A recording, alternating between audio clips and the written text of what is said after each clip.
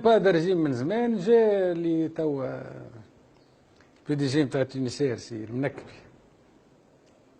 جا قال شكون عماد طرابلسي؟ قلت له انا عماد طرابلسي. قال لي تفضل معنا. غزر لي خويا قال لي راهو باش يضربوك. راهو قال لي لا مقبله هما يلوجوا عليك. طلعت بداو يبعدوا في الطاوله ويهيئوا في الجو نتاع باش ناكل طريحه وباش ينزلوا عليا بالبرتكانات قعدنا نحكيه وانا وهذا سي المنكبي.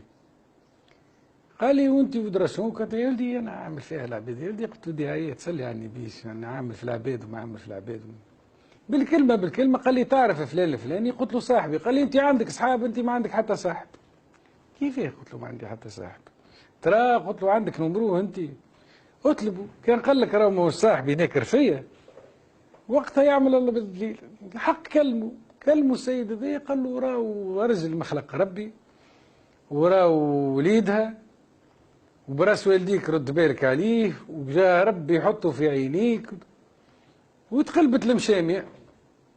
عداهولي زاد في التليفون كلمني السيد هذا يا خويا قال لي اسمع قال لي تو نكلمه وراهو يقرب لي وراهو من هنا وتهنى وتقلبت المشامع. الحق ملي كانت جماعه تعض في شفايفها وتحمس في رواحها وباش ناكلت ريحه عاود رجع البيرو لبلاصتو وراجعت الكراسي وتحبش تشرب حاجه وهاو باش نكلموا جماعه كان يحبوش يعملوا تليفون. قال لي اسمع هاو باش نعملوا معك حل.